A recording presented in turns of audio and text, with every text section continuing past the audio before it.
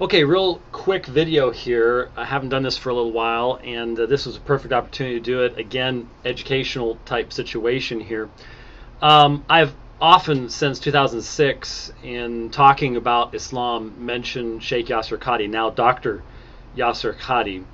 Dr. Qadhi has been very kind to me. He sent me a 16 CD set that he did, Light and Guidance, which I found to be extremely helpful as an introduction to Islamic beliefs. And I've mentioned that his pronunciation of Arabic was very helpful to me.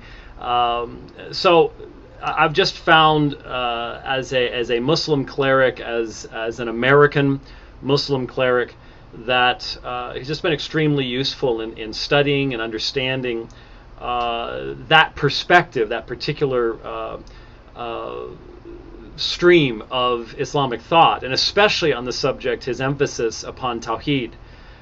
Very important, defining shirk and things like that. Very, very important in my studies over the years, and I've very much appreciated his striving for consistency and his willingness to say things that would not necessarily be popular amongst less thoughtful elements of Islam. I see a lot of parallels because, as most of you know, I say a lot of things that are not very popular amongst the less thoughtful elements of Christianity. So I see a kinship there. Anyway, I was pointed to a recent talk that he gave on the subject of ISIS and things like that. I'm not talking about that in this video. I hope to report on that next week on the Dividing Line. And when I did that, someone then directed me to another recent talk where there was a discussion of, the Council of Nicaea. And, boy, I just barely got that in time, didn't I? This is a live video. I knew how did I know that was coming? I mean, I managed to silence that right as the ring was starting. I don't think I've ever done that before. It's pretty good. I'm not stopping this because it's a live video. Anyhow, it was a discussion on the Council of Nicaea and the canon of Scripture. And I'm hoping that Dr. Qadhi will watch this and will look into this subject, because what he did is he repeated a statement that I have heard so many Muslims make, and I think it's just one of those situations where you get a meme going, to use internet language, in a particular community, and it just gets repeated so often that it's taken for granted. And that is, he talks about the canon of Scripture and allegedly Constantine's role in getting rid of all other Gospels except Matthew, Mark, Luke, and John. Now, I'm not some famous church historian. I've taught church history on a graduate level a number of times, but I'm not some famous church historian. But if you look at any serious church historian, Christian or non, on the subject of the Council of Nicaea, there's one universally accepted fact. The Council of Nicaea did not address the canon of Scripture in any way, shape, or form. Constantine had nothing to do with the canon of Scripture, had nothing to do with selection of Gospels. It's just a completely untrue, very often repeated, but untrue statement. And it comes from the internet. It comes from the fact that this person quotes that person, and he quotes that person, and it just gets repeated over and over again. It takes on a life of its own, even though if you go to any meaningful original sources, there is not a shred of evidence that the Council of Nicaea had anything to do with throwing out the Gospel of Thomas or something like that. Now, there's more in this that I may address later on, because it's fascinating that Dr. Qadhi addresses the fact that the Quran contains stories that are found only in later semi-Gnostic and Gnostic Gospels that were well known amongst the Christians. Now, he says they wouldn't have been known amongst the Arabs of Muhammad's time. I would dispute that very strongly, because the Christians did know that. The Arabic infancy gospel, which is what contains the story of Jesus speaking from his cradle, was well known amongst Arabic Christians, and that would have been the source from which the Quran draws. I mean, one of my arguments is that the Quran draws from pre-existing sources, and the author of the Quran did not make any differentiation, did not seem to understand what the nature of the canon of the New Testament was.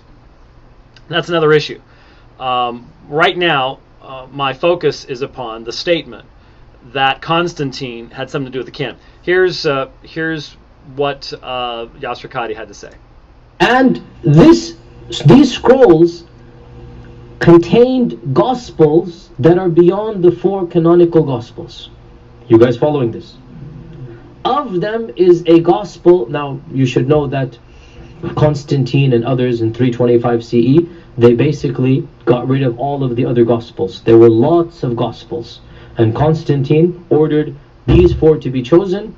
Others later after him, it's not just Constantine but later, and these 4 became the canonical. All the rest were destroyed, and to this day most of them are destroyed. Once in a while we come across something from the ancient times. This was one of the most significant discoveries in the 1870, I think, some like basically last 19th century, 150 years ago.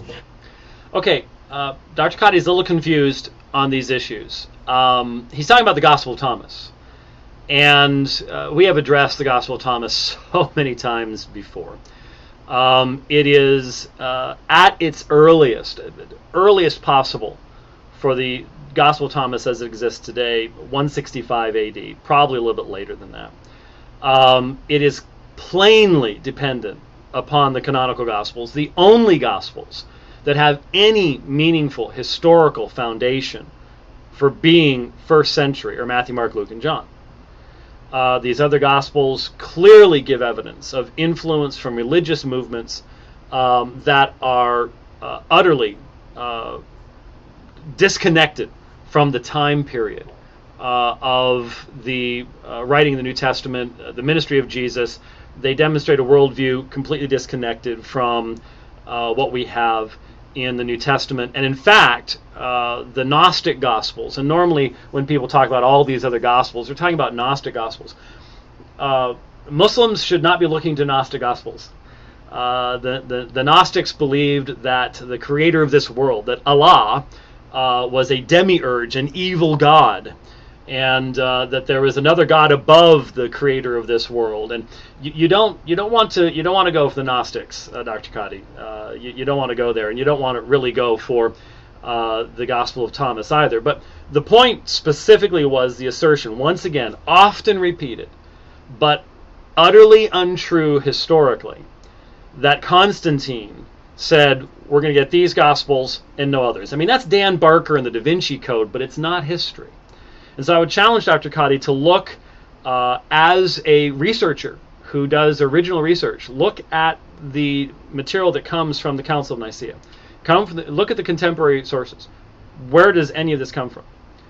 It is a modern myth that has taken on a life of its own because of the internet, but it has no meaningful historical foundation whatsoever.